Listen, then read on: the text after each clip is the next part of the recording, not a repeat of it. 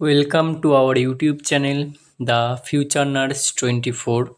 আমি তোমাদের interview staff nurse grade 2 related কয়েকটা টপিক আলোচনা করেছিলাম।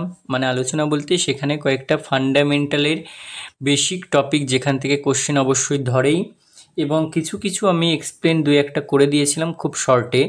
এবারে তোমাদের আমি ওপেন রেখেছিলাম যে তোমরা যদি আগ্রহী হও, তোমরা যদি চাও যে এগুলোর আমি অ্যান্সার ছোট ছোট করে বলে দিই বা ভিডিওর মাধ্যমে বলে দিই, তাহলে কিন্তু আমি সেটা করে দিতে পারি। তোমরা অবশ্যই কমেন্ট করবে এবং এই ভিডিওতেও কমেন্ট করতে পারো।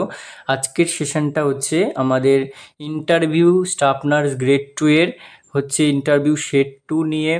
এখানেও ছোট ছোট করে কোশ্চেন অ্যান্সার আমি যে কোশ্চেনগুলো নিয়ে এসেছি এগুলো রেডি করতে বলবো তোমাদের অবশ্যই, এবং এগুলো নিয়ে ছোট ছোট করে বলে দিচ্ছি কমিউনিটি হেলথ নার্সিংয়ের টপিক আজকে।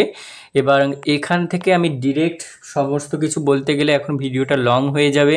কী কী পড়বে তোমরা এই 2025-এর যে ইন্টারভিউ হতে চলেছে সেটার জন্য কী কী ইম্পর্টেন্ট সেটুকু বলে দিচ্ছি। দেখো, ইমিউনাইজেশন শিডিউল সমস্ত ডিটেলস এটা কিন্তু অবশ্যই তোমাদের খুব ভালো করে পড়তে হবে।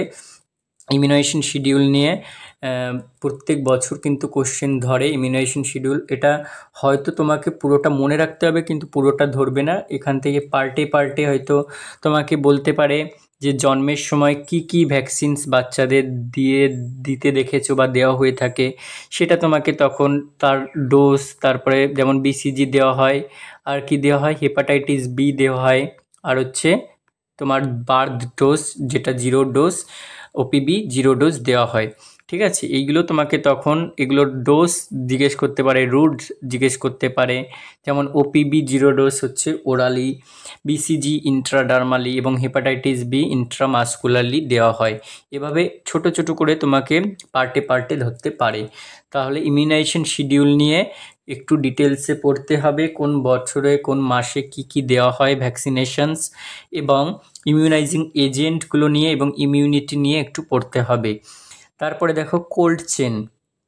এখানে কোল্ড চেন রিলেটেড কিন্তু তোমাকে আইএলআর খুব ভালো করে পড়তে হবে, আইস লাইন্ড রেফ্রিজারেটর, তারপরে হচ্ছে ডিপ ফ্রিজার।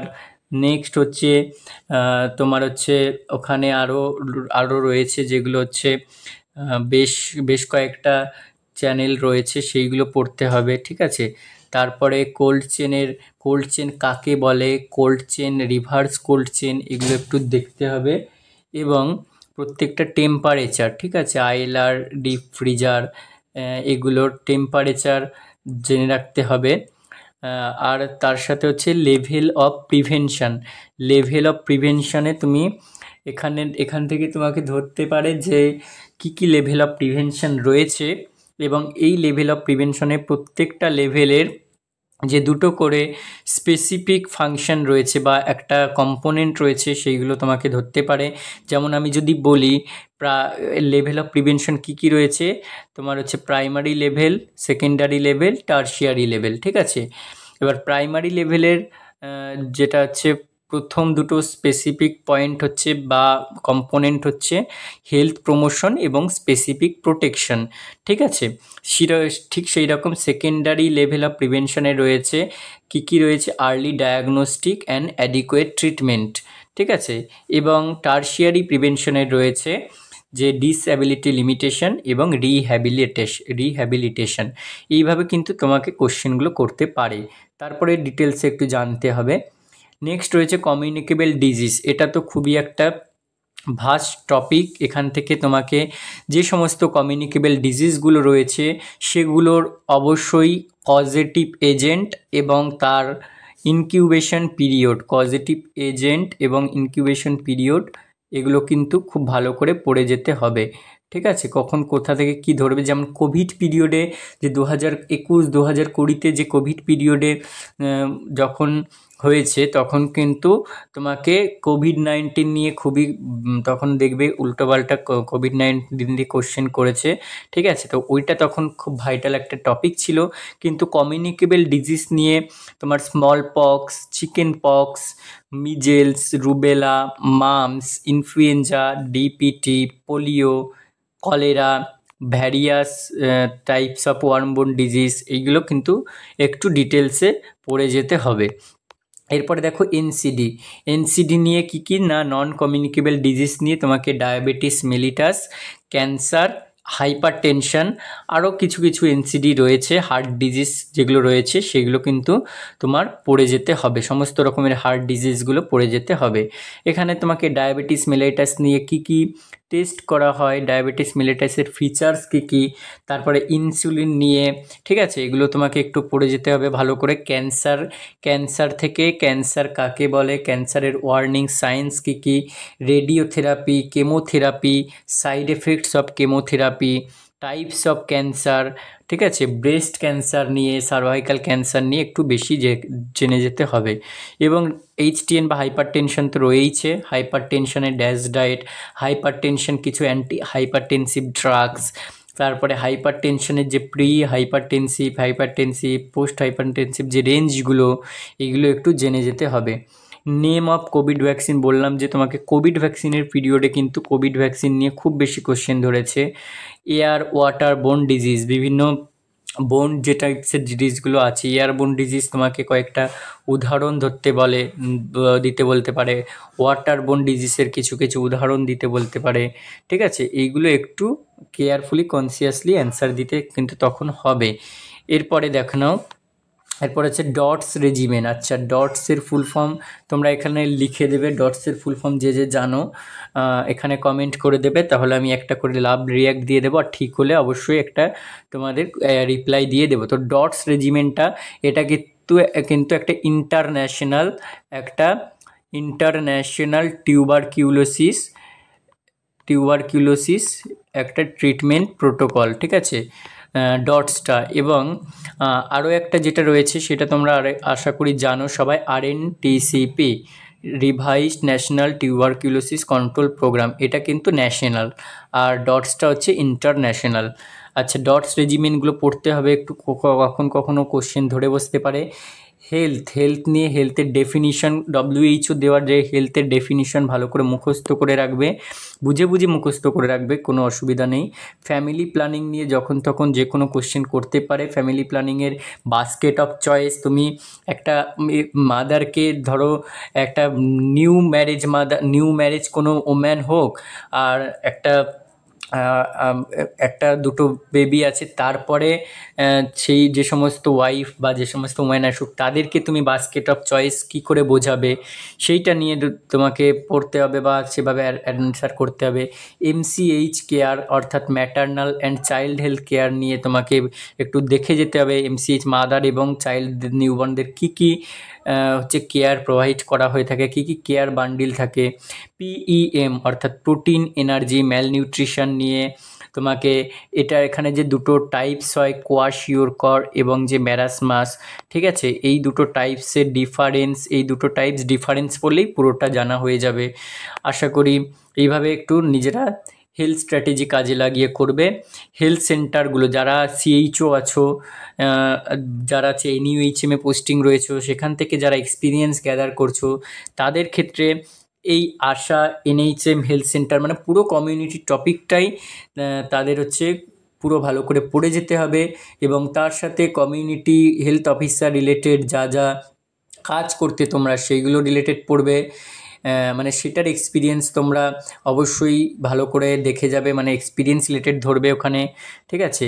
আশা, NHM এগুলো পড়তে হবে ভালো করে।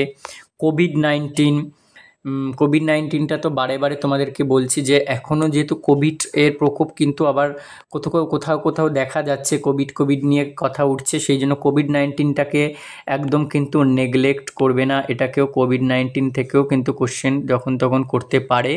সো দিস ইজ ইম্পর্টেন্ট, পড়ে যাবে।